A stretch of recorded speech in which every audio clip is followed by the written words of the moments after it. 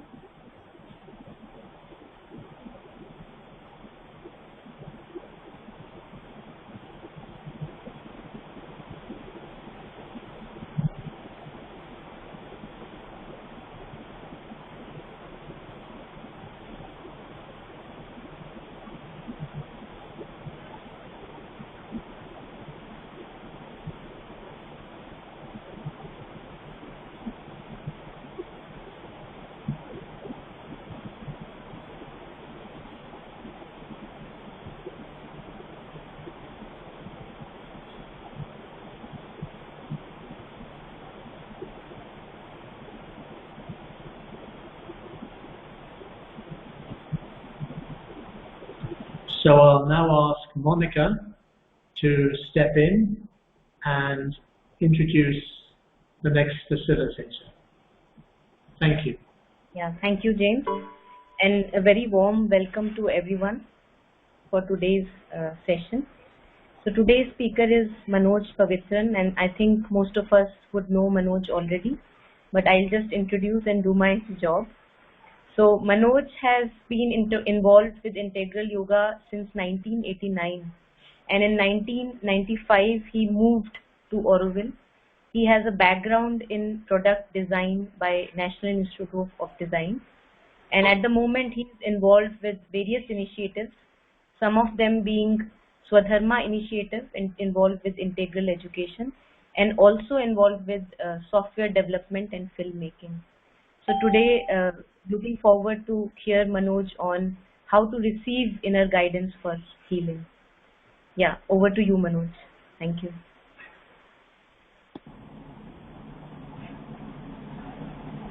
Thank you, Monica.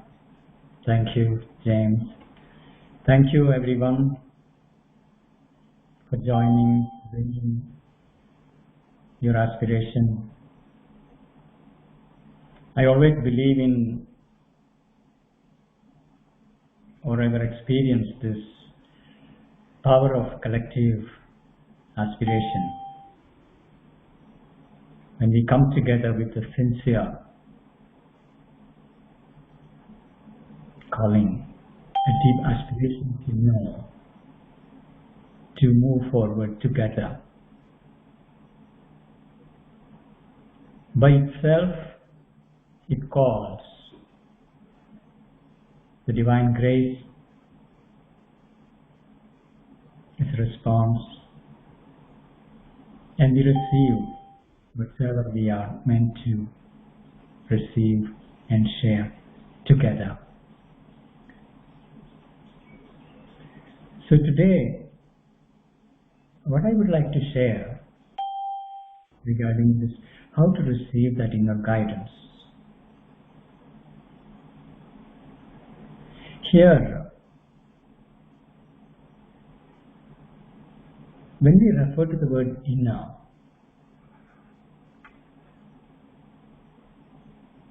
there is quite a range of phenomena, movements, things happening. And it's very important for us to, as a research community, who are deeply looking into yogic ways, know the cognitive models that we are using when we are accessing that inner space, the approach we are taking, so that we can discern what exactly we are doing, or rather, how do we build our cognitive process, cognitive method in such a way that we can open ourselves to the deepest possible knowing, guidance. And we have an incredibly beautiful and profoundly deep framework given by Sri Aurobindo. I have not seen that reference being utilized much. It's very important for us to bring it forward and use that as a reference when we train ourselves, when we develop our own cognitive methods of knowing.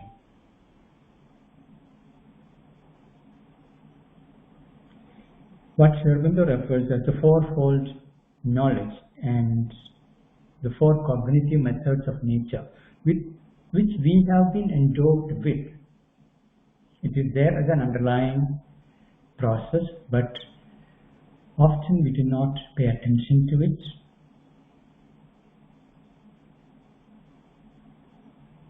Even if we pay attention, it is insufficient. We need to systematically train so that we can move from most exterior cognitive method to the inmost way of knowing. They are fundamentally different.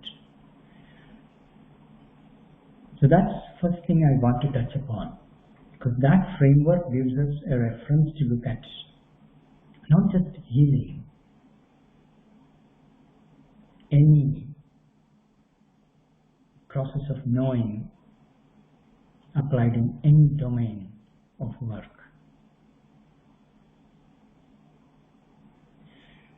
First is our most superficial, what Sri Aurobindo refers to as the indirect way of knowing. I was quite surprised first when I read that sensory way of knowing is indirect way of knowing. Knowing through senses. We can see people, we can see their physical form, characteristics, we can hear them, we can touch them. All that are still sensory contacts. And this is an indirect way of knowing. And that's first time when I came across it, I was surprised, blown. And then the question came, what is then a direct way of knowing? If it is a field of diagnosis or a research to know, what is the method we are employing to know?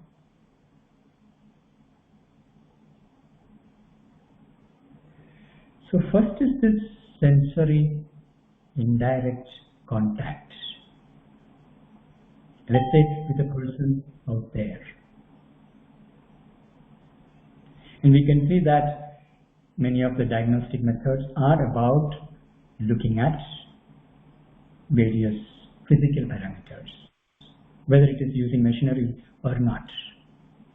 Machines are extensions of our senses, expanding the reach of the senses.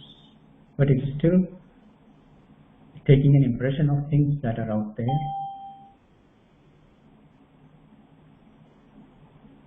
It is objective, an object out there, and we take an impression of it.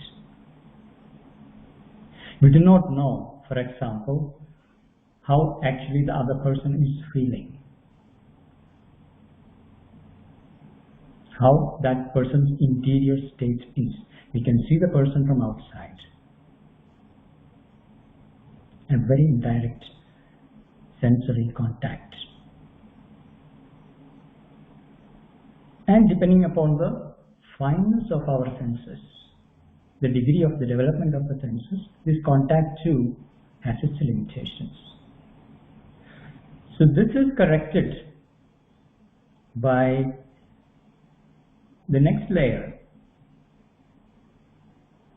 what Sri Aurobindo refers to as the separative direct contact.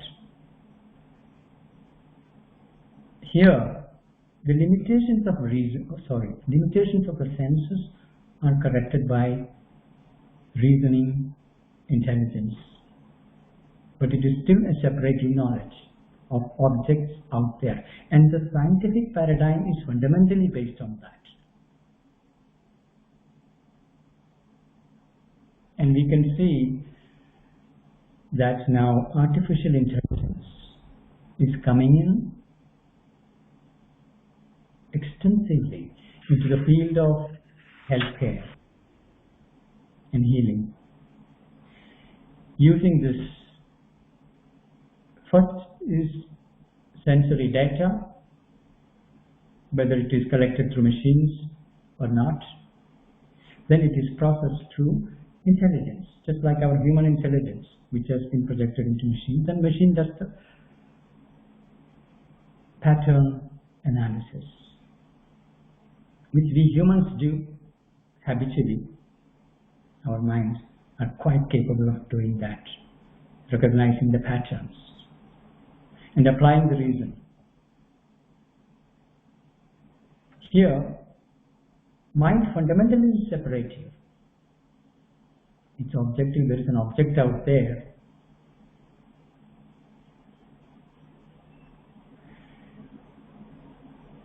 Though reason can correct the limitations of the senses, the separation is still fundamental to it. It can really extend the possibility, but we still do not know the person out there, or even about ourselves. What we see through senses is one thing, but when we get into our subjective space and our individual thinking and rational intelligence, where we have a direct contact with the thought is in me, I am my thought, but not someone else's thought. My thought, I have a direct contact. I can identify with the thought, or I can separate and stand back from the thought and look at it.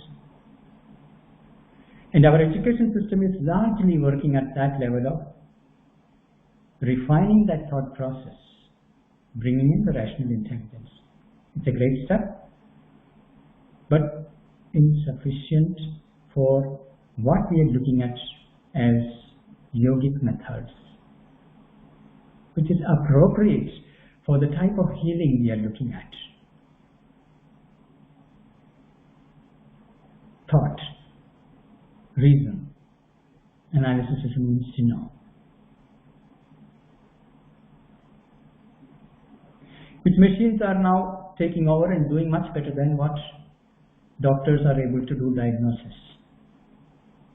Pattern recognition is in specialized areas are rapidly growing.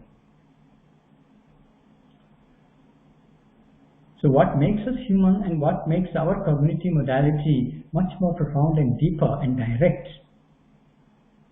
This is where yogic training and methods come into the picture.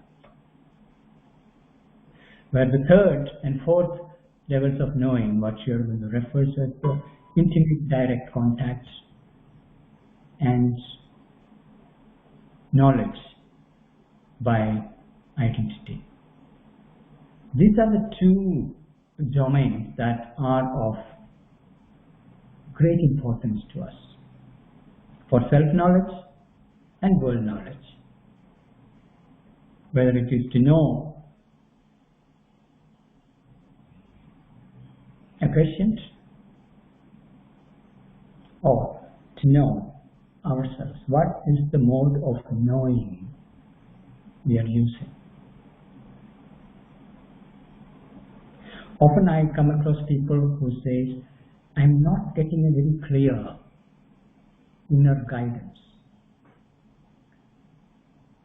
And they say, Sri Aurobindo received Adesh, and that's how he went to Chandanagar. From there he came to Pondicherry. He received very clear instruction, but I am not getting any clear instruction.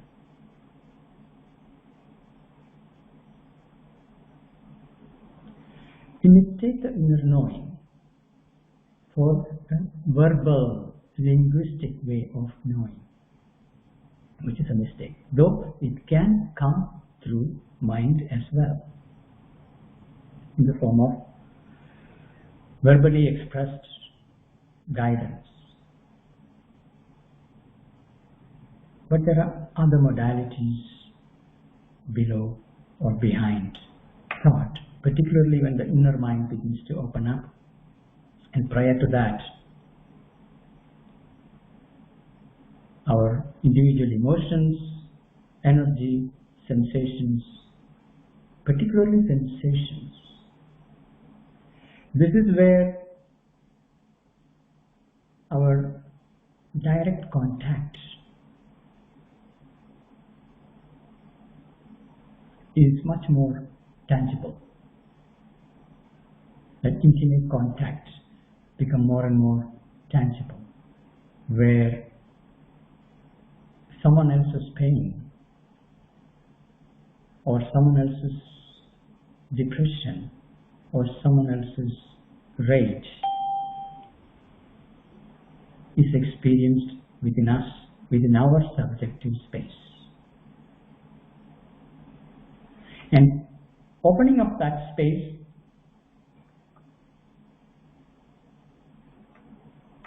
requires a proper training. Otherwise, it can be overwhelming. It can also be dangerous. We see that our cognitive system is in a way protected, limited.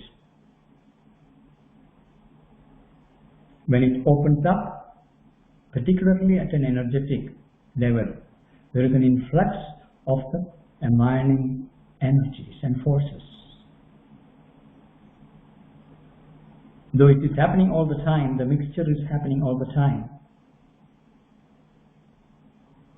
Discerning what is pouring in, what is the inner response to it, this becomes a field that requires proper training,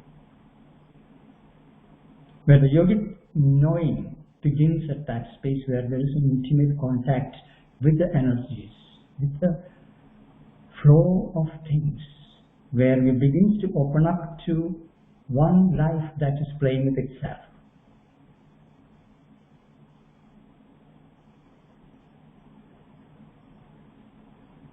And the personal boundaries are kind of becoming porous,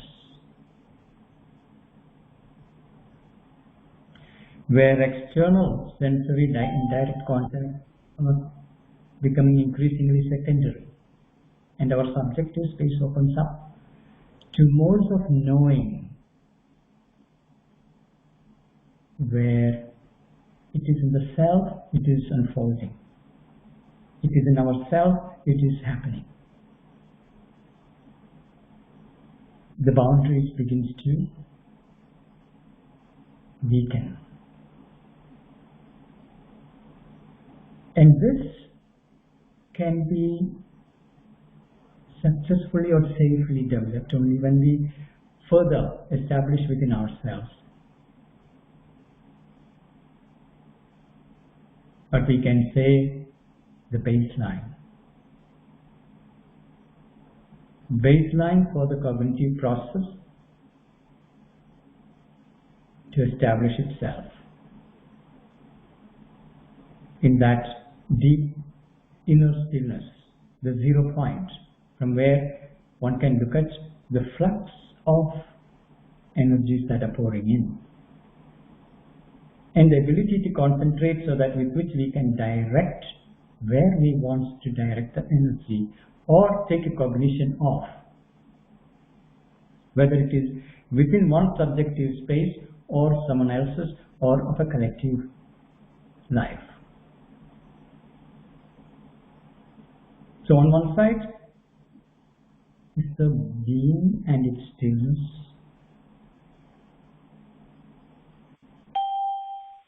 peace, and that deep faith that is arising from the inmost center.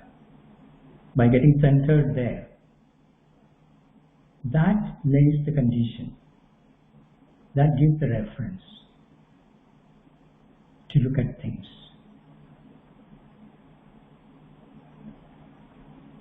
And it is in that space, we say on one side is the stillness, the being, where pure knowledge by identity, the fourth level, opens up.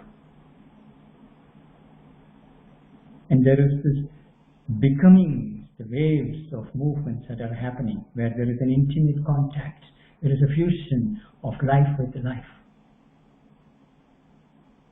mind with mind, various energies coming in and going out. All that become apparent. That whole inner mind, inner voice of this begins to open up. And to make sense out of it, and to navigate through this space, we need to have that deeper foundation. And it's not surprising that ancient treatises like Yoga Sutra begins with Yoga, Chitta, Vritti, Nirodha. Because this Chitta Vritti, these becomings, whether it is starting from the surface onwards we go inward, or when we enter into the wider subliminal ranges, where do we have a poise to contain it? Or not contain, or to observe the vantage point. Without it, one is taking cognition of it. That itself, it gets disrupted. Second is, once you know, how do we deal with it? How do we transform the energies, the forces that are entering? Sometimes we can see some of the healers, they are just having a conversation with the patient. But the conversation is only an excuse, an external contact. What's happening behind is the one who is established in that space, who has established that peace and harmony. That very presence is getting transferred. And in that very field, as you are the field, other waves find its natural harmony. They fall in place.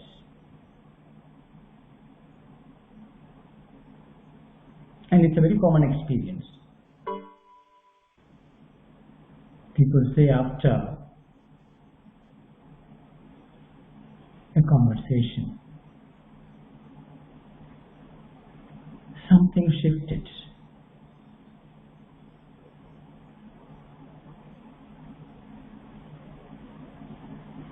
There is an energetic shift happening.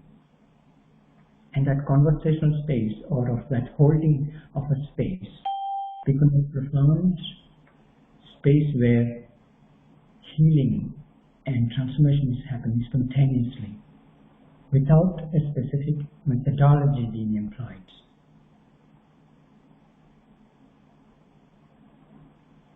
By that very presence of the being that is present, the presence that is there, which opens up something else to enter.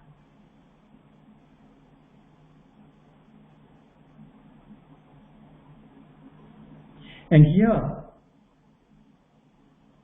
that deep stillness and mental silence, which in fact is where that entire process of thought, the linguistic way of knowing, is brought forth into deeper silence, which allows the mental clouds to clear and the direct contact begins to happen. Not only with others, when the linguistic, that verbal chatter comes to an end, when the silence deepens, that inner response to a context, inner response to a situation, rising from our deeper depths, finds its spontaneous, natural expression. And as we keep ourselves out of the picture, become the pure, wild being, feeling from the deepest depths, and settle in that wide stillness.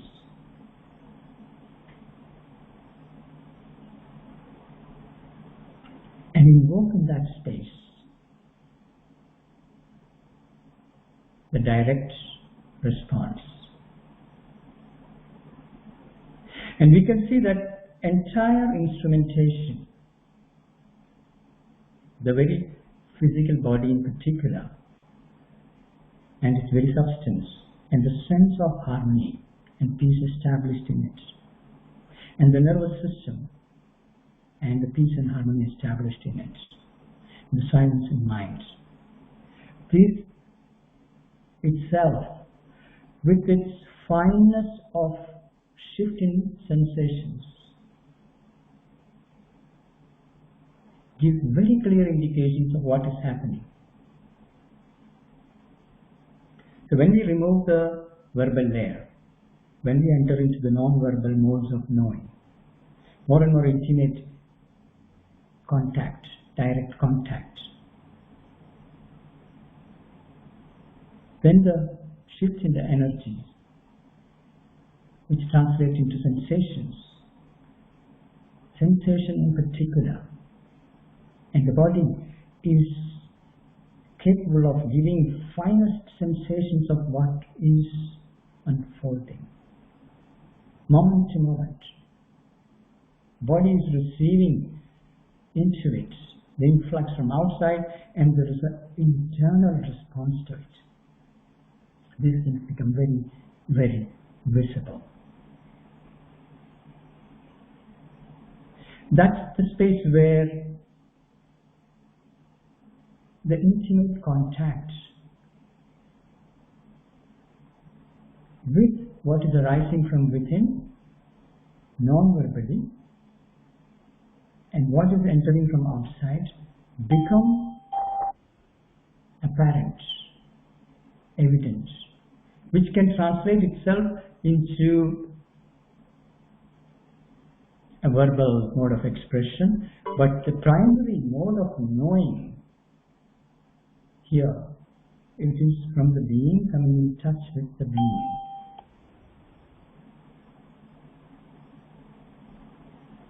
An intimate contact.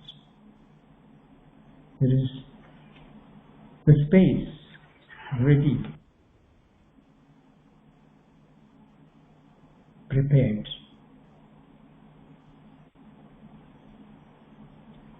And in that space, not only cognition, but also transformation become natural.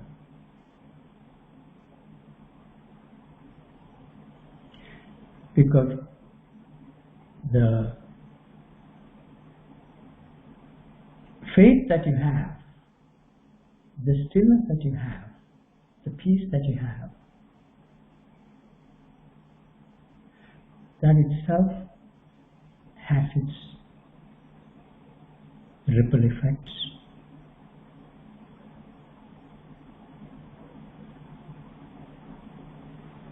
And the more the cognitive instrumentation become open,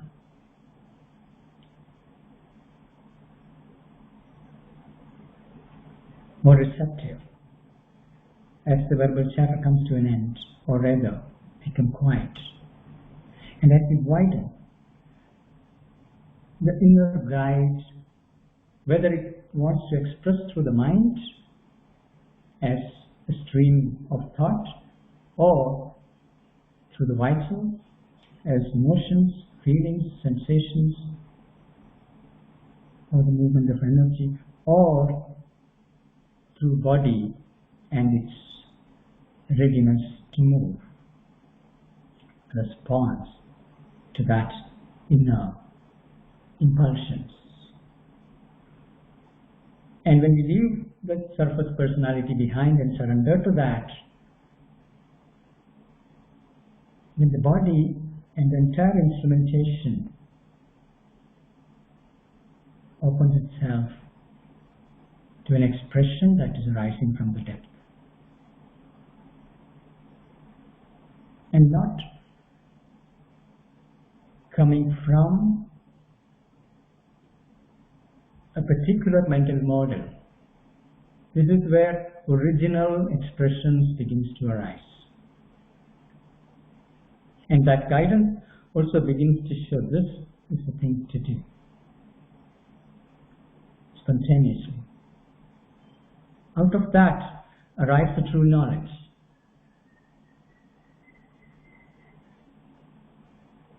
Not only knowledge, but also the power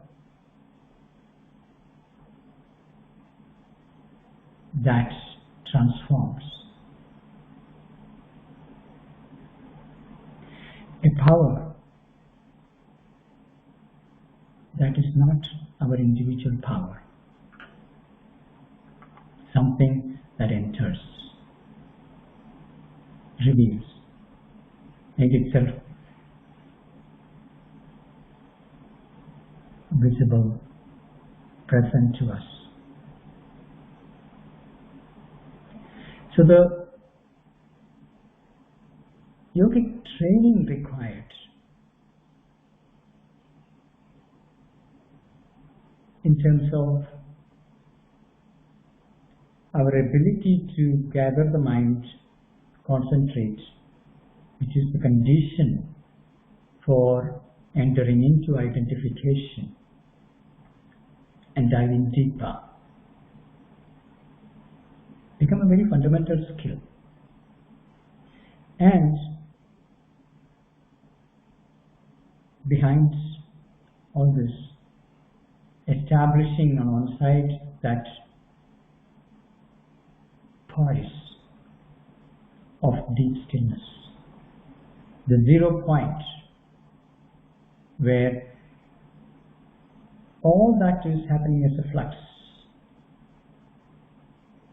in our field of awareness naturally gets self-organized and reveal itself what we need to know, what we need to do.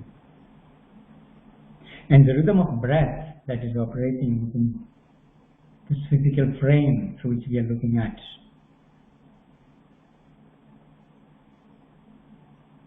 naturally brings its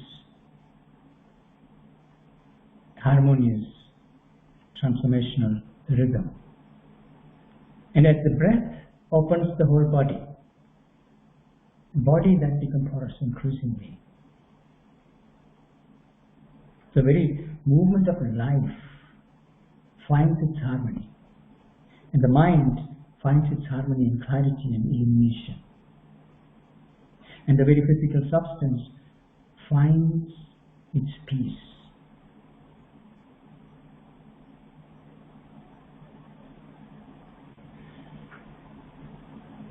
That is where we can do original research. From there it will translate into mental models that are suitable for the contemporary world. Then we have methods that are appropriate to yogic approach to knowing, the knowledge by identity and intimate contact become the foundation. Then intuition and direct knowing become the foundation, which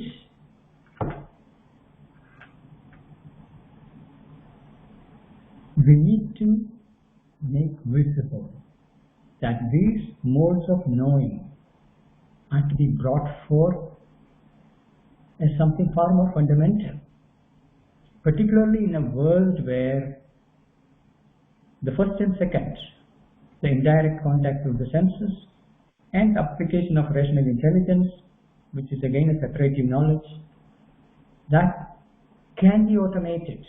It can be done by the machines. But this, the direct contact and that intimate contact is what makes the method of consciousness central. And it is very important that as a community of seekers,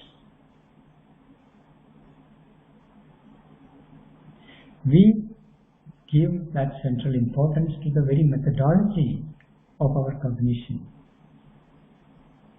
and systematically develop it.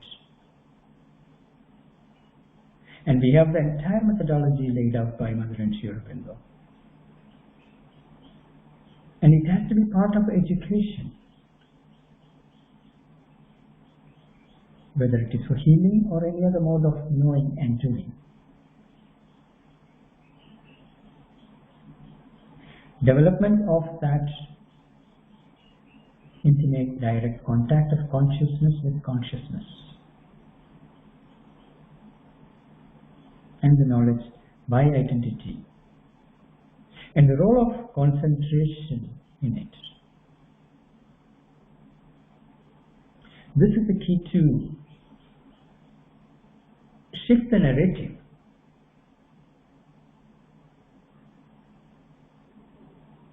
Otherwise, what is happening is again the dominance of the scientific paradigm. I have nothing against it. I'm only pointing at the limitations of reductionist approach applied to yoga and yogic research. Can be a wrong use. It should be the other way around. The direct way of knowing can complement and enrich other modes of knowing, inside out.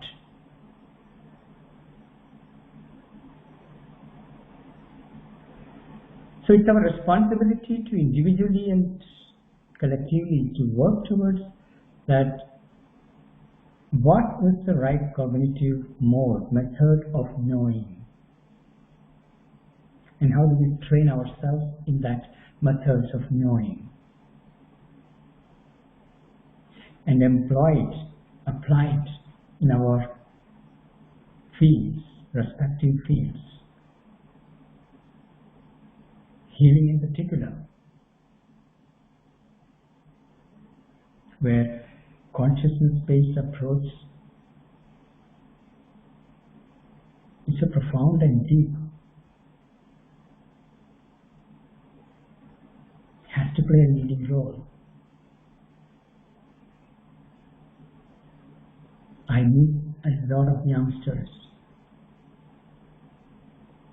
who are already in their 20s on living on tablets because of various cognitive disorders, short attention spans, panic attacks, depressions.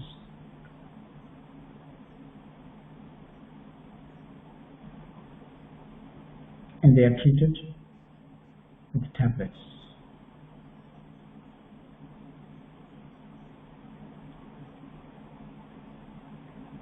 Instead of training the mind to take charge of their cognitive process,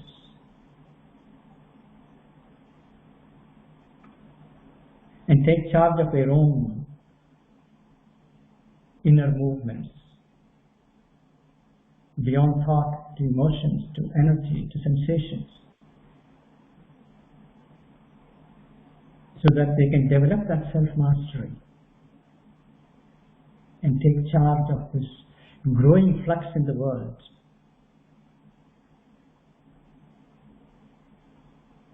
because the world environment is becoming more and more agitated, more and more in panic, and more people are cracking up. And all that we're doing is giving them kind of sedation to calm it down. And the greatest advantage of the method of consciousness is that it is not limited to our individual self. Our individual self opens to the collective and universal being. So whatsoever we are establishing within ourselves percolates and widens and spreads across.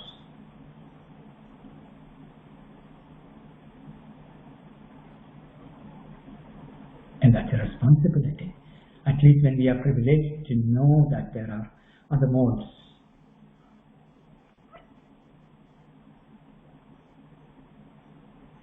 And it has to be given top priority. What is the mode of knowing from where the doing is arising?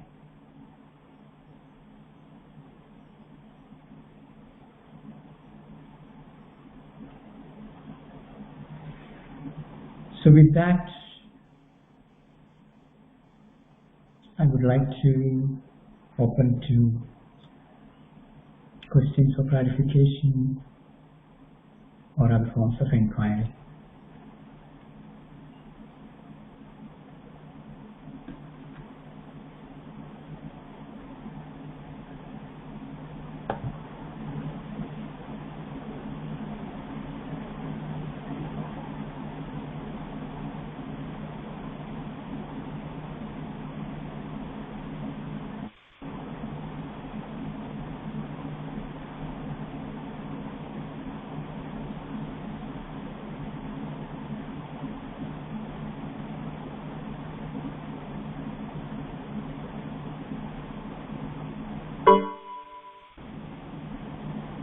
Yeah, I would request if anyone has anything to ask, it's the time.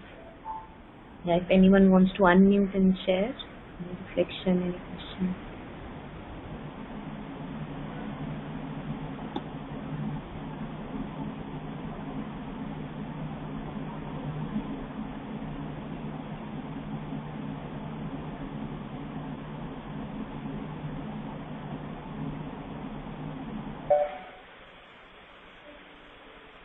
Yeah, please go ahead, Manoj, in that case. I'm sorry I interrupted you. Yeah, please. Silence.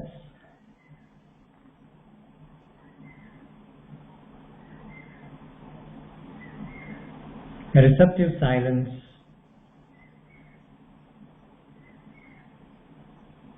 is one of the most beautiful inner conditions we can have if we are to open to the deepest inner guidance and its reception with minimum distortion.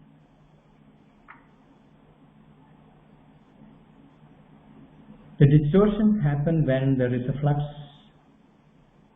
whether it is mind obsessed with its thoughts or the vital reacting to situations.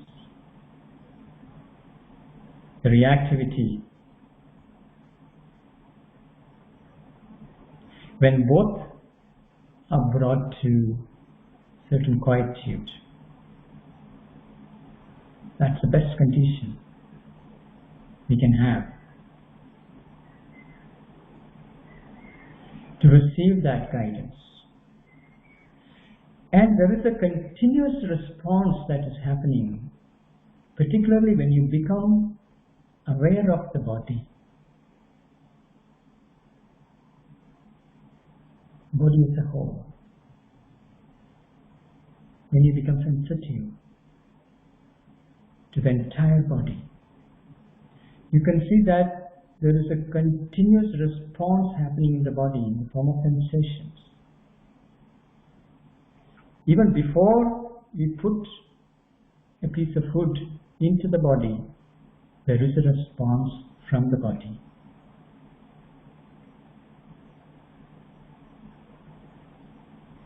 And we can begin to see it. How the body is responding to things. Food being one of the major inputs into the system that causes all kinds of illnesses.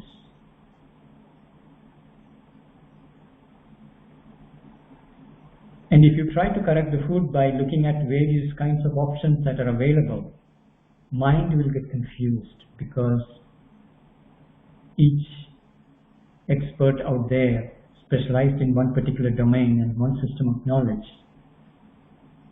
is giving out a system that contradicts other forms. And when you look at 3, 4, you're already confused. So where do we go as a reference for even simple things like what is the right food for my body?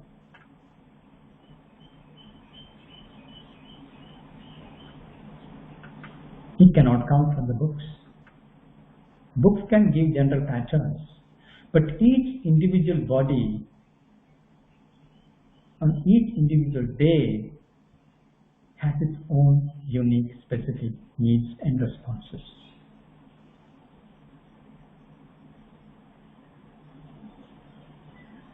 And that's why it is so critically important to know the language of the body, how the inner guidance works through the body.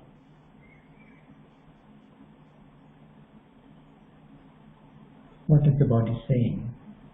That's the space where the sensations come into the central role.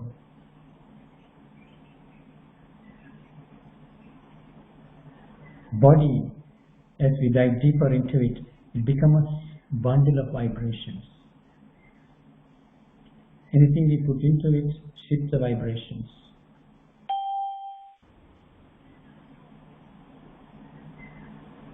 And we get very clear indication. Body says, yes, this is the right thing.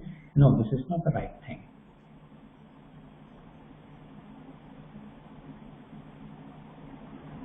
So developing that sensitivity and that inner sensing,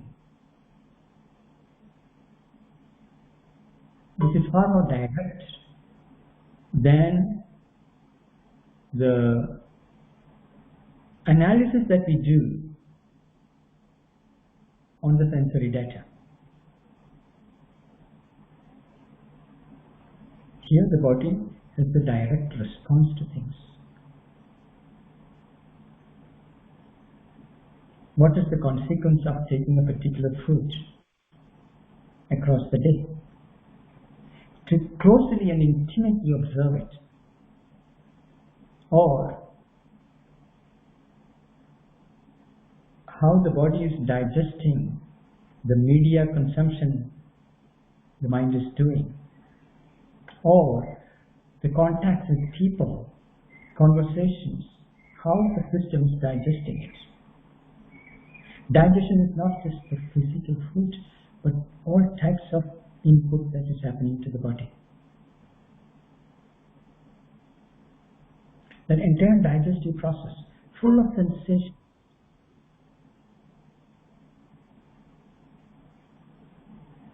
Or when our envelope, the subtle body envelope, is being pierced by something, an invasion into the system, how the body raises its temperature, that we feel as little warmth in the body.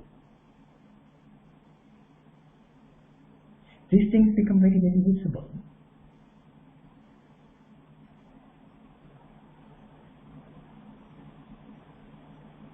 But it requires certain training to establish that baseline silence, stillness, wideness, peace, so that we can catch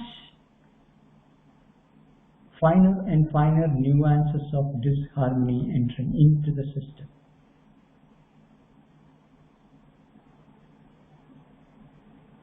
And the inmost guide is shedding its light. See this, see this. And it becomes visible. And we can ask, please guide me. I don't even know what to observe. And when we ask for that guidance, then we see that something shows up and there is an inner sensing that says, yeah, this is an important thing that I need to see. And the inner guide will arrange life and situations and things to observe in such a way that it becomes increasingly evident and visible to you that you are being guided.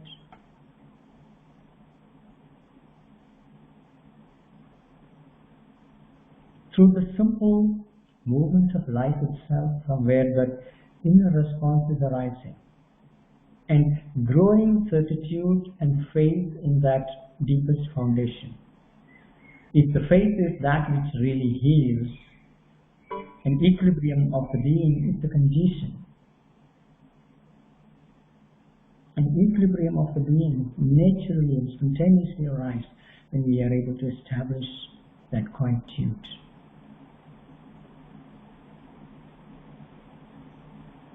With that,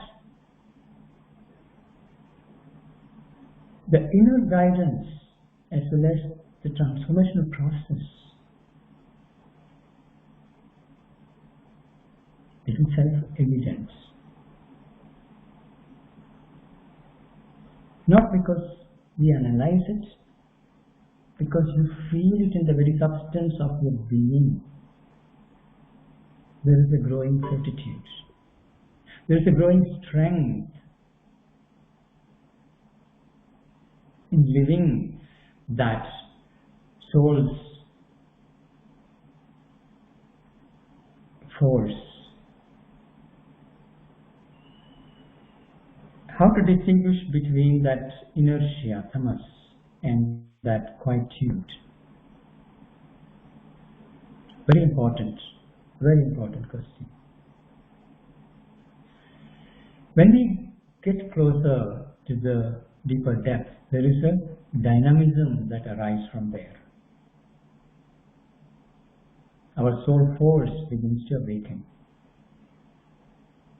That means you will become increasingly dynamic. But if you are going in the direction of tamas, that's an indication you are not in touch.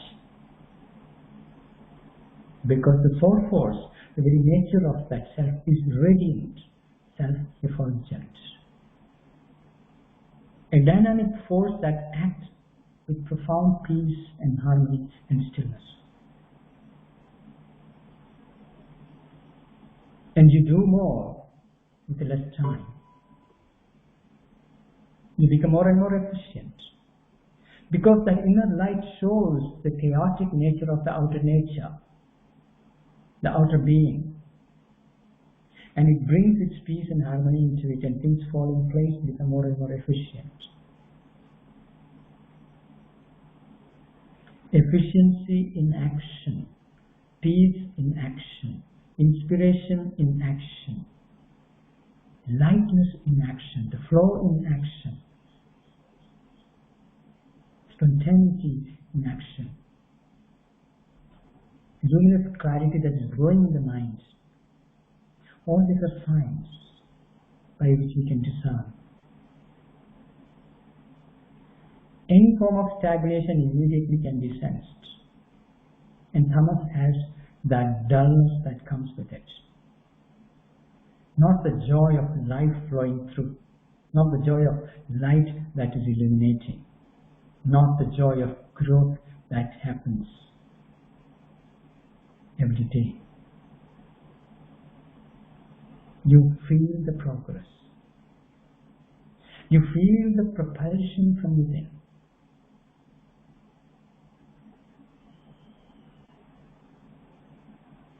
You feel that it's not you who are doing it.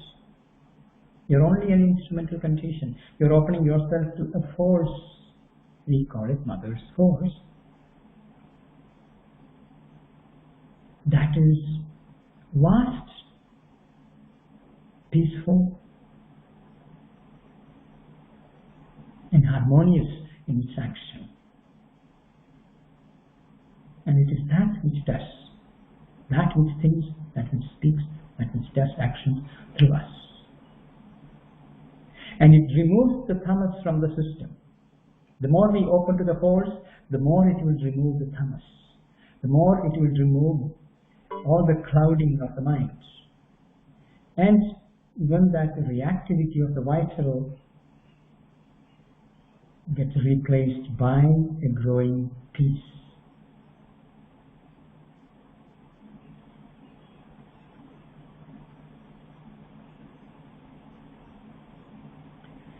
Here the word consciousness, there is a question here. We see the term consciousness being used in many different contexts. I understand it simply as our sense of awareness. How could you best describe it? Yeah, this is a fundamental point in Sri Aurobindo's way of using the term. There are two aspects to consciousness, Chit and Shakti. Chit Shakti, it's one. The pure awareness on one side, other is the dynamic force. And in the mind or in our lower nature, it becomes knowledge becoming force, Agni. So not only awareness, but the force in action. That's where it becomes integral. Otherwise we have the partial pure awareness, incapable of action.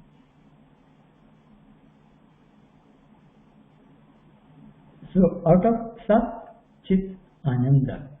Chit is not just pure awareness, it is Chit Shakti, it is force and awareness together, consciousness force. That's what we need to open ourselves to, going inward and opening upward, so that Chit Shakti begins to act. And it is when that acts, the Ananda spontaneously arises. So dynamism is the key. But a dynamism has nothing to do with excitement.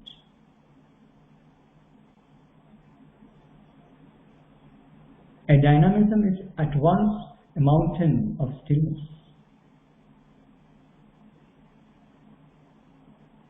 And it can also be, at the same time, a vast movement of action. You can hold these two things together. These are two poises of our being, stillness and movement. They must come together. Then only integrality can happen. Our problem is either we are in movement that is getting scattered, or we are in stillness, not in action. These two are to come together, married. Then there is Ananda. So opening to the divine Shakti is the key. And for that, we need to prepare the ground of the being, of that deep stillness, wideness, calmness, so that the force can pour in and instruments won't get disrupted. And that guidance not only illumines and shows the path, what is to be healed, what is to be corrected, but it is also a force that enters and transforms. And it's very important to do that, to open to the force, not to be satisfied with that pure awareness part. And force can enter only when we surrender to the force, so that force can act, and it is in that surrender the true power of the force manifests. The passive instrument surrendering to the force.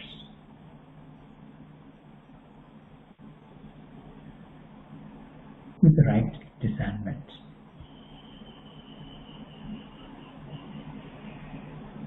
So with that, it is 6 o'clock.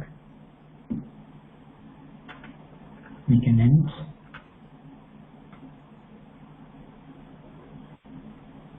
Thank you so much, Manoj.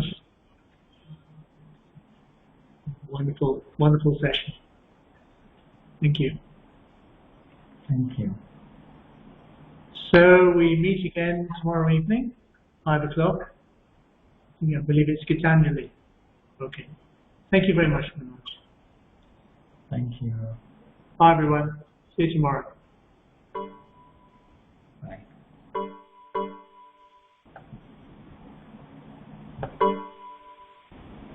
Bye.